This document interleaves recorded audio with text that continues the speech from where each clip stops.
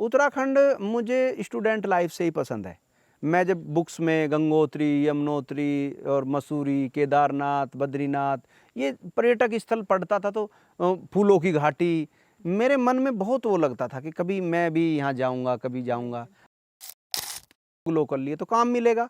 दूसरा जो यहाँ के आर्टिस्ट हैं उनको भी उमंगित होंगे, वो उत्साहित होंगे कि यार जब दूसरे वाले कर रहे हैं तो हमें भी करना चाहिए, तो वो उत्साह बढ़ेगा आर्टिस्टों का। और तीसरा मतलब उत्तराखंड फिल्म विभाग को बढ़ावा मिलेगा। तो जब मेरी पहली फिल्म के गानों की बात आई तो मैंने कहा भाई जब जैसे हिंदी फिल्म वाले स्विट्जरलैंड जाते हैं तो हम तो नहीं जा सकते, हम देहाती फिल्म बना रहे हैं तो हमारा स्विट्जरलैंड उत्तराखंड हो जाएगा। तो हम थोड़े चेंज के लिए यहाँ आना शुरू किया। फिर ऐसा मन लगा कि मोस्ट ऑफ फिल्म के गाने हम यहाँ करते हैं और उसके दो वो हो जाते हैं कि गाने करने भी आ जाते हैं।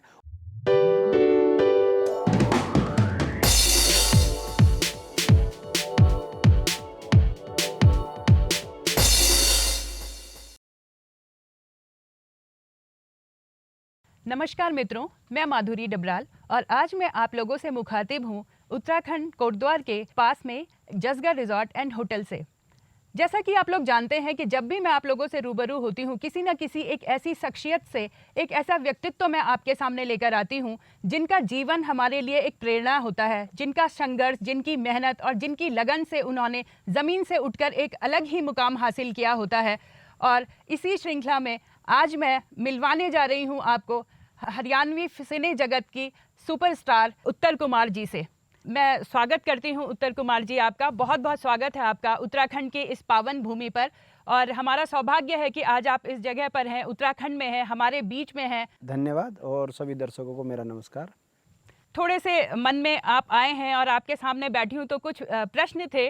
आज आप जहाँ हैं और जहाँ से आपने शुरू किया होगा, एक लंबी कहानी ज़रूर होगी। पिछले 25 सालों का सफ़र कैसे देखते हैं आप? बहुत ही अच्छा सफ़र है और हर सफ़र एक संघर्ष तो मांगता ही है, लेकिन जब उस संघर्ष का बीच बीच में रिजल्ट आता रहता है तो बहुत सुहावना लगता है। तो मैं तो जितना भी अपना संघर्ष देखता हूँ, अपना सफ़र देखता हूँ, बहुत ही प्यारा और अनोखा संघर्ष है और अनोखा सफ़र है ये एकदम, क्योंकि ये इंडस्ट्री पहले होती ही नहीं थी। जो जिस इंडस्ट्री को हमने डेवलप किया है, ये हर क्षेत्र की इंडस्ट्री थी, हमारे भारत के हर रीजन की इंडस्ट्री थी, लेकिन भारत में ये जो क्षेत्र हमने चुना है इसकी कोई इंडस्ट्री नहीं थी और इसलिए बहुत ही अच्छा लगता है क्योंकि सबसे शुरुआत हमने की है। तो जैसा कि आप बता रहे थे कि आपने शुरुआती दौर में आपको मुंबई जाना पड़ा और वहाँ पर आपको एक अलग ही तरह का संघर्ष शायद सभी को करना पड़ता होगा, तो कैसे उस संघर्ष ने आपको मदद किया?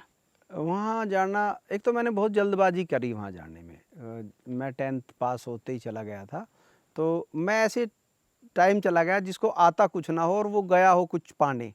तो जब मैं जहाँ भी जाता घूमता तो मैं किसी ऑफिस में जाए बगैर ही दूसरी चीज़ों को जब कंपेयर अपने आप से करता था तो मैं सबसे पीछे अपने आप को पाता था कि भाई मुझे ये भी नहीं आता, मुझे एक्टिंग भी नहीं आती, मेरा ड्रेस सेंस भी अच्छा नहीं है, जैसे और दूसरे मॉडल्स हैं मैं उतना अच्छा गुड लुकिंग भी नहीं लग रहा हूँ क्योंकि मेरी कोई तैयारी नहीं है, मैं अभी उतना मैच्योर भी नहीं लग रहा हूँ क्योंकि 10th पास की है। तो जितने भी सवाल मेरे दिमाग में उठे उनका जवाब मतलब और ज़्यादा बेहतर होते थे, मैं सबसे बेकार होता था। तो अब सबसे बेकार आदमी किसी से काम मांगने जाए ये मेरी हिम्मत ही नहीं होती थी। काफ़ी मूवीज़ आपकी देखी हैं, आपकी एक्टिंग बड़ी कमाल की होती है। दूसरी चीज़ मैंने उसमें देखा है कि कविता जोशी जी हैं जो हमारे उत्तराखंड से ही हैं, वो आपकी मूवीज़ में आपके साथ जो स्क्रीन है उसको काफ़ी शेयर करते हैं आप लोग और काफ़ी अच्छी जुगलबंदी भी नज़र आती है। तो आप रहने वाले यूपी से और कविता जी जो हैं वो उत्तराखंड से, और मूवीज़ आप दोनों मिलकर हरियाणा की बना रहे हैं, तो भाषाई डिफरेंसेस तो हैं ही कि मतलब आपको कभी इन चीज़ों में कठिनाई नहीं आई? कैसे मैनेज किया आप लोगों ने? ये सबसे बड़ा तो ये है कि भाई इसमें ना तो हरियाणवी इंडस्ट्री की गलती, ना मेरी गलती, ना कविता की गलती, क्योंकि हमारी जो टेरिटरी है पश्चिमी उत्तर प्रदेश, वो किसी भी लैंग्वेज से अगर कनेक्ट करता है हिंदी फिल्म इंडस्ट्री के अनुसार जिस भी रीजन से, वो है हरियाणवी रीजन। जब हम सेंसर लेने जाएंगे तो हमें हरियाणवी सेंसर मिलेगा। तो हम कुछ कर ही नहीं सकते थे कि भाई हम पश्चिमी उत्तर प्रदेश में पैदा हुए हैं, लेकिन जब हम सेंसर लेने जाएंगे तो इस पश्चिमी उत्तर प्रदेश की कोई नई अलग से लैंग्वेज नहीं है। वैसे इसको अगर आप हिस्ट्री में जानना चाहो किसी चीज़ में तो इसको कोरवी भाषा बोलते हैं, कोरवी भाषा बोली जाती है, लेकिन इसको अभी कोई वैसे सेंसर लेवल पे मान्यता नहीं है। तो हमारी इसको हरियाणवी सर्टिफिकेट मिलता है। तो अब मैं चाहे कहीं भी रहूँ, हरियाणवी फ़िल्म होगी। अब कविता जी आई इंडस्ट्री में, अब कविता जी हमारी फ़िल्म कर रही हैं, कहीं से भी बिलॉन्ग करें, जब वो ये फ़िल्म कर रही हैं तो वो ये हरियाणवी हीरोइन ही कहलाएँगी और ये तो यहाँ का गौरव बढ़ा रही हैं। और इससे पहले भी मेरी फ़िल्मों की जब शुरुआत हुई, धाकड़ छोरा मेरी पहली हिट फ़िल्म है, उससे पहले जो काम किए हैं वो लोगों को पता नहीं है। तो वो पहली जो हिट फ़िल्म है उसकी हीरोइन भी उत्तराखंड से ही थी, सुमन नेगी। मेरी दूसरी हिट फ़िल्म अकड़ फ़िल्म थी, उसकी भी हीरोइन मेघा मेहर, वो भी उत्तराखंड से थी। और ये तीसरी हीरोइन है कविता जी, ये भी यहाँ का कुछ लग तो रहा है जो हरियाणवी फ़िल्मों में जाके, और फ़िल्मों में इन्हीं 3 का सिक्का जमा है। वैसे सॉन्ग्स में और अदर चीज़ों में चाहे वहाँ की लड़कियाँ नाम कमा रही हैं, लेकिन अगर फ़िल्म लेवल पे देखा जाता तो ये इन तीनों का नाम बहुत बड़ा आता है हमेशा। तो हरियाणवी मूवीज़ बनाने का कोई विशेष वजह थी या बस? विशेष वजह तो ये होगी थी कि हम जब महसूस ही नहीं कर रहे थे अपने आप को कि हिंदी में कैसे करेंगे, तो और दूसरा हिंदी की फ़िल्मों का जो खर्चा था वो बहुत ज़्यादा, उसके मतलब एक आदमी को अगर उसका स्ट्रगल भी करना, वो स्ट्रगल भी बहुत महंगा था। उसका लुक, उसका रहन-सहन सब उस लेवल का होना चाहिए। तो वो हमें नहीं लगता था कि भई दूसरा मैं उस टाइम जब बॉम्बे गया तो मुझे नहीं लग रहा था कि ऐसा जैसे दूसरों की कहानियाँ सुनते थे कि प्लेटफ़ार्म पे सो जाऊँ, सड़क पे सो जाऊँ, कि ये सब मैं कर पाऊँगा। क्योंकि हम शुरू से ही भई ज़मींदार परिवार से, किसान परिवार से रहे हैं, तो एक मन में वो रहता है भई ज़मींदारी कि भई हम तो हमें शाम को चारपाई या बेड मिलना ही चाहिए, खाना प्रॉपर मिलना चाहिए। वो वहाँ नहीं हो सकता था, तो मुझे लगा कि ये स्ट्रगल तो मैं नहीं कर पाऊँगा, तो मैं वापस आया और हमने सोचा कि यहाँ पे फ़िल्में बनती भी नहीं है, हम क्यों ना अपनी भाषा की, चूँकि तब तो मैं ये सोचता था कि हम पश्चिमी उत्तर प्रदेश की फ़िल्में बनाएँगे, यहाँ की लैंग्वेज पे बनाएँगे। लेकिन जब हमने फ़िल्म बनाई और हम सेंसर लेके पहुँचे, तब हमें पता चला ये तो हरियाणा के साथ ही अटैच है। और अच्छा हो गया, क्योंकि उसमें एक बहुत लंबी टेरिटरी मिलती है। उसमें उत्तराखंड का जो हरिद्वार, ऋषिकेश और विकास नगर है, वो ना तो कुमाऊनी देखता है, ना गढ़वाली फ़िल्में देखता है, वो हमारी हरियाणवी देखता है, क्योंकि वो उनकी सबकी लैंग्वेज वो है। उधर हमें राजस्थान भी मिल जाता है इसमें, उधर मध्य प्रदेश भी मिल जाता है, पूरी दिल्ली का आउटर हमें मिलता है, क्योंकि वो हरियाणवी और यूपी ही बोलते हैं सारे। हरियाणा मिल गया और पश्चिमी उत्तर प्रदेश मिल गया, तो ये एक विशाल टेरिटरी बन जाती है। आपका कहना है एक बड़ा, एक वृहद क्षेत्र आपको बड़ा मिल क्षेत्र मिल गया, इतने तो बहुत सारे देश भी नहीं है। गया। जी बिल्कुल। एक चीज़ मेरे मन में आई, उत्तर कुमार जी, जैसे मीडिया है या फिल्म जगत है, जैसे हम लोगों ने देखा है, और हमारी जो मिडिल क्लास फैमिलीज़ हैं, तो उनमें मूवीज़ में जाना या फिल्मों में जाना को बहुत अच्छा नहीं मानते थे। अब तो थोड़ा समय भी बदल गया, लेकिन जब आपने शुरुआत की होगी शायद तब थोड़ा सा ऐसा ही रहा होगा। क्या सपोर्ट मिला या कुछ विरोध हुआ, कैसा रहा? देखो, जो विरोध हुआ वो भी नेचुरल था कि भाई हमारे फादर जिनको नॉलेज थी, वो उनको पता था कि फिल्मों में जाएंगे तो बर्बादी होगी, क्योंकि जितने भी आसपास के उदाहरण थे, जो बच्चे कभी बॉम्बे गए होंगे, आसपास के गांव के, जिलों के, वो सब बेचारे 2-4 साल तक बर्बाद होके या पैसा ख़राब करके या अपने जीवन के 4-5 साल ख़राब करके वापस आए और उन्होंने कोई ना कोई काम किया। तो उनकी नज़रों में जितने भी उदाहरण थे वो अच्छे नहीं थे। और चूँकि मेरे फादर दिल्ली में ऑफिसर थे, तो उनको ये सब काम भी अच्छे नहीं लगते थे। तो उनका ज़ाहिर सी बात है, वो मुझे चाहते थे कि पढ़ लिख के कोई अच्छा ऑफिसर बन जाए, और मैं पढ़ने में बहुत अच्छा भी था। तो उन्होंने ये कोशिश की, और जो लोग जिनको ये सब जानकारी नहीं थी कि जीवन में क्या हो जाएगा नहीं हो जाएगा, जो बहुत बस प्यार करते थे मुझे, उनका सपोर्ट रहता था कि भाई ये जो बनना चाहता है बनने दो, क्या हो गया। तो ये 2 ग्रुप रहे हैं घर में। उत्तर कुमार जी, जैसे मुझे अभी यहाँ पे भी मालूम चला है कि आप उत्तराखंड काफ़ी आते हैं मूवीज़ बनाने या अपनी जो फिल्मांकन के लिए, या इसकी लोकेशंस पे आपने बहुत काम किया, काफ़ी सालों से आप लगातार आ रहे हैं। और अभी मुझे पता चला इस पर्टिकुलर ये जो रिजॉर्ट है, ये जो उमरेला गांव है यहाँ पर, इसमें ही आप पिछले कुछ ही महीनों में 10 बार आप यहाँ पे कुछ विजिट कर चुके हैं यहाँ पे अपनी मूवीज़ के लिए। तो इससे ये तो साबित हो ही जाता है कि उत्तराखंड के आपके लिए उत्तराखंड बहुत मुफीद जगह है अपनी शूटिंग्स के लिए। तो उत्तराखंड का जो सिने जगत है या उत्तराखंड का जो फिल्म का है, उसका वर्तमान और भविष्य में आप कुछ कहना चाहेंगे इस बारे में? हाँ जी, इसमें 3 चीज़ें होगी। एक तो हो गया उत्तराखंड की फ़िल्मों के बारे में, एक इस पर्टिकुलर जगह के बारे में होगा, कि पूरा उत्तराखंड के बारे में होगा। तो मैं तीनों पे एक-एक अलग-अलग बता देता हूँ कि उत्तराखंड की फ़िल्म इंडस्ट्री के लिए तो ये अच्छा है कि भई जब बाहर की अदर लैंग्वेज वाले भी यहाँ आते हैं, हिंदी वाले भी यहाँ आते हैं और दूसरे भी आते होंगे, तो इनको एक तो यहाँ काम मिला।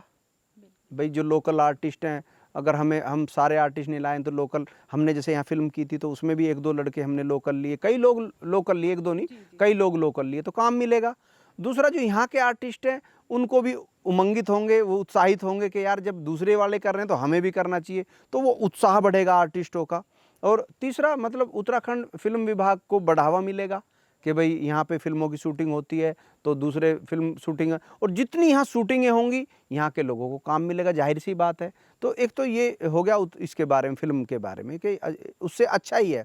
दूसरा है कि भाई यहाँ पे मैं आता हूँ लगातार, तो जब से जसगर में यहाँ पे इनके ओनर हैं डबराल साहब, उनसे मुलाकात हुई है तो एक भाई जैसा संबंध हो गया है, घर जैसा संबंध हो गया। यहाँ आना वैसे नहीं लगता कि भाई हम कहीं घूमने जा रहे हैं या उत्तराखंड में जा रहे हैं, एक अपनापन सा लगता है, मतलब बिना सोचे भी आ जाते हैं, कई बार प्लान भी नहीं करना वो हुआ। और दूसरी, इन्होंने जिस तरह का यहाँ वातावरण बनाया हुआ, बहुत ही पॉजिटिव वातावरण है, बहुत ही सुंदर व्यवस्था की हुई है, तो यहाँ आके रुकना और यहाँ शूटिंग करना बहुत ही आरामदायक और नज़दीक है हमारे, ये होता है, बहुत अच्छा लगता है। और ये जो रिसोर्ट इन्होंने बनाया है, इसमें सिर्फ रिसोर्ट नहीं है, बहुत सारी चीज़ें अगर आप कभी सुनोगे इनकी, तो ये उत्तराखंड से जुड़ी हुई बहुत सारी बातें इनके मन में प्लान हैं, वो हैं। तो मुझे अच्छा लगता है उनके साथ ये सब करना कि भाई ये इसको बढ़ावा मिले। और तीसरी चीज़ है कि उत्तराखंड, पूरा उत्तराखंड मुझे स्टूडेंट लाइफ से ही पसंद है। मैं जब बुक्स में गंगोत्री, यमुनोत्री और मसूरी, केदारनाथ, बद्रीनाथ, ये पर्यटक स्थल पढ़ता था तो फूलों की घाटी, मेरे मन में बहुत वो लगता था कि कभी मैं भी यहाँ जाऊँगा, कभी जाऊँगा। हाँ, और मैंने स्टूडेंट लाइफ से ही आना शुरू कर दिया था। तो जब मेरी पहली फ़िल्म के गानों की बात आई तो मैंने कहा भाई, जब जैसे हिंदी फ़िल्म वाले स्विट्ज़रलैंड जाते तो हम तो नहीं जा सकते, हम देहाती फ़िल्म बना रहे हैं तो हमारा स्विट्ज़रलैंड उत्तराखंड हो जाएगा। तो हम थोड़े चेंज के लिए यहाँ आना शुरू किया।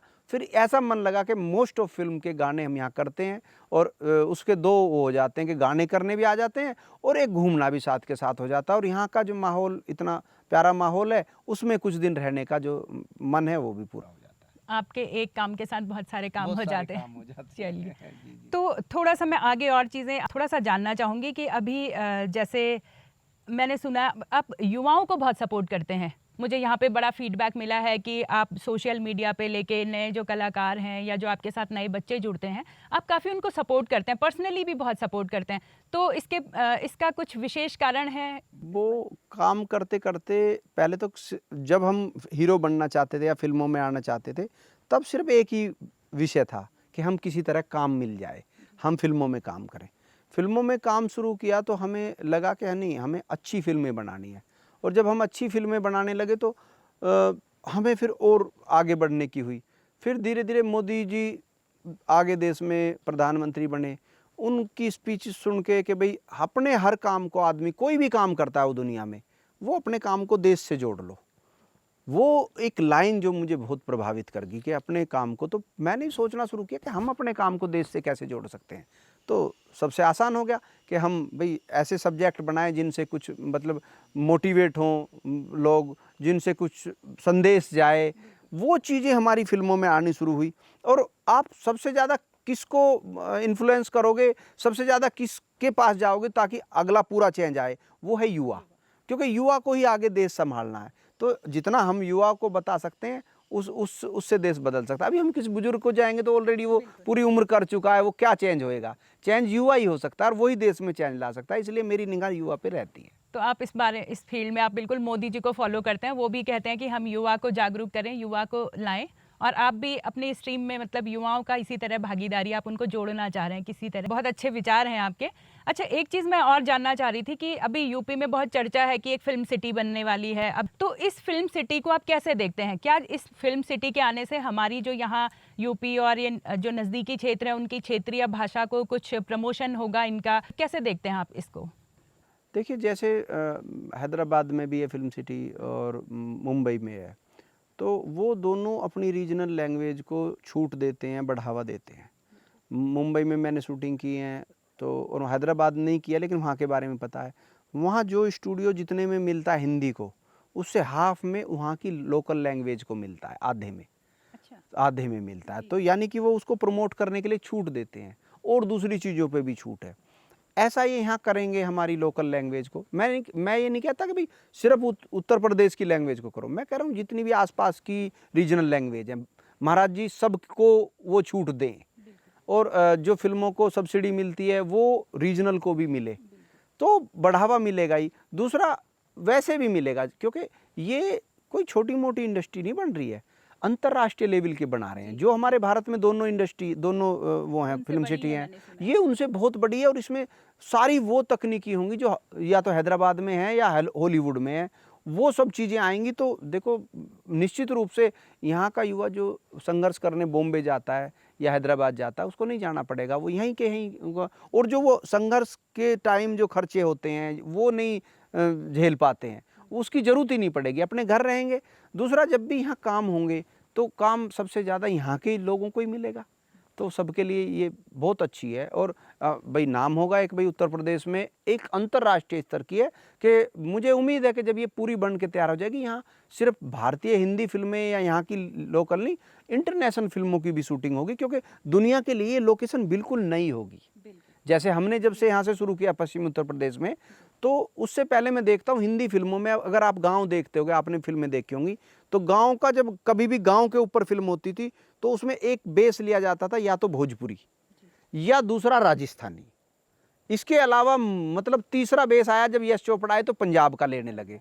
ये हमारा कभी मैंने किसी फिल्म में नहीं देखा, पश्चिमी उत्तर प्रदेश के घर या ये, या किसी मतलब रेयर फिल्म में आपने उत्तराखंड का ले लो, क्योंकि अगर सब्जेक्ट है पहाड़ी सब्जेक्ट है तो कुछ नहीं कर सकते, उत्तराखंड या हिमाचल या कश्मीर थी। उत्तराखंड में भी मुझे लगता है नैनीताल और मसूरी एक दो जगह फेमस थी। हाँ, और उसमें भी ये बहुत कम फिल्में हैं जिसमें क्लियर किया गया हो कि ये उत्तराखंड है, नहीं तो कोशिश करते हैं वो हिमाचल में चंबेदा गांव और फुलाना डिकड़ा, ये ज्यादातर यहाँ की हो, बट वो हिमाचल के नाम से, तो वो चीजें हुई नहीं है।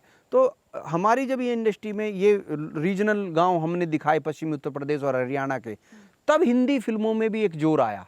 अच्छा, यहाँ की फिल्मों का जो यहाँ के जैसे वातावरण देने लगे, तन्नू वेड्स मन्नू होगी और कई ऐसी होगी, सलमान खान की भी आई थी सुल्तान, और उसके दंगल, टोटल वो उसी में। नहीं तो ज्यादातर गांव पहले भोजपुरी किसी बड़ी फिल्म में हिंदी में, या फिर राजस्थान, तीसरे नंबर पे पंजाब।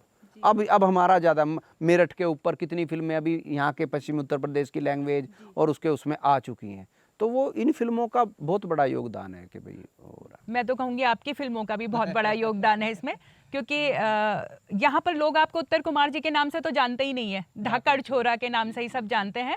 और मुझे भी थोड़ा क्लियर करना पड़ा था कि भाई तो कहे नहीं, अच्छा उत्तर कुमार जी को ही धाकड़ छोरा बोला जाता है। वो आपकी काफ़ी अच्छी सुपर हिट भी मूवी थी, और खैर मैंने देखी उसके बाद, लेकिन बहुत अच्छी है।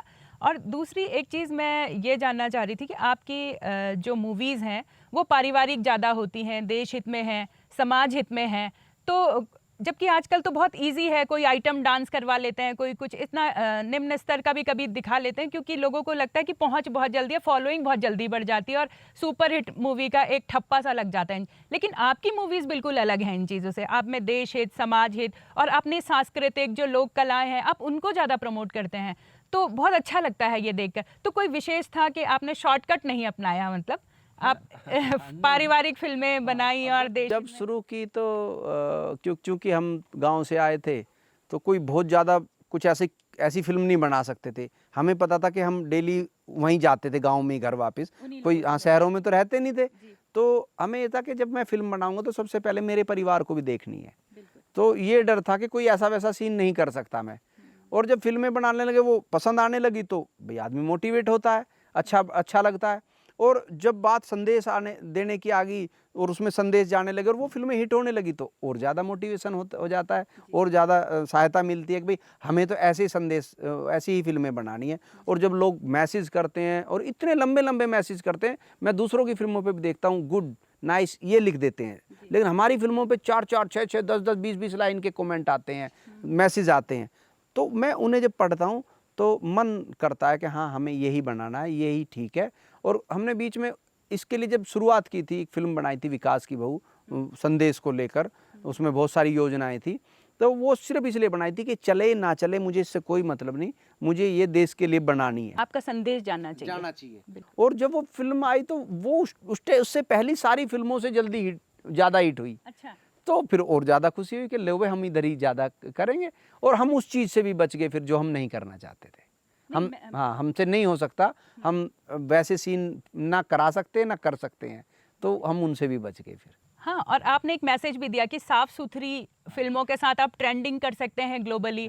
आप नंबर 1 कई बार रहती हैं, आपकी मूवीज मैंने देखा है, मिलियंस में आपके व्यूज़ हैं, फॉलोअर्स हैं। तो ये एक बहुत अच्छा मैसेज समाज को गया कि भाई आप साफ सुथरी मूवीज़ बना के साफ सुथरा एक संदेश देकर भी आप टॉप में रह सकते हैं। मोस्ट ऑफ टाइम हमारी फिल्में 1, 2, 3 ट्रेंडिंग की हैं, और जो लोग मतलब एक ठप्पा लग गया है फैमिली फिल्म, आप आंख मीच के फैमिली, पूरी फैमिली खोल लेती है और ज़्यादातर देखते हैं। जो व्यूवरशिप मेरी इस पे नज़र आएगी उससे भी 10 गुना होगी अगर सच में देखी जाए, क्योंकि एक साथ 10-10 लोग देख रहे हैं। व्यूवरशिप तो एक ही जुड़ेगी वो जब यूट्यूब चल रही है, लेकिन पूरी फैमिली, आप मैसेज पढ़ोगे तो सब हमने 10 लोगों ने, हमने पूरी फैमिली ने, हमने पूरे परिवार ने देखी, तो फिर लगता है कि भाई एक एक आदमी नहीं देख रहा। तो ये जितने लोग चाहे 2.5 करोड़ देख रहे हैं, 3 करोड़ देख रहे हैं, 5 करोड़ देख रहे हैं, ये 5 करोड़ नहीं है, कई गुना है। तो खुशी होती है और बहुत अच्छा लगता है। और मुझे ज़्यादा कुछ है भी नहीं, जो लोग हैं जिनके मन में हम बसे हैं, जो हमारी फिल्में देखना चाहते हैं, बस इन लोगों के दिल में रहें और इन लोगों को हमारी चीज़ें पसंद आती रहे। और उनसे वादा भी है कि भाई हम हमेशा ऐसी फिल्में करेंगे जो आप आंख मीच के अपने परिवारों में खोल सको। हम उसको कोई हिचक ना हो कि भाई कोई सीन तो बीच में ऐसा नहीं आ जाएगा कि हमें इधर उधर मुँह करने पड़ेंगे। नहीं, ये बहुत बहुत अच्छा आपका ये विचार था और बहुत अच्छा आपने इन विचारों को अपनी मूवीज़ में भी रखा है, ये बहुत बड़ी बात है।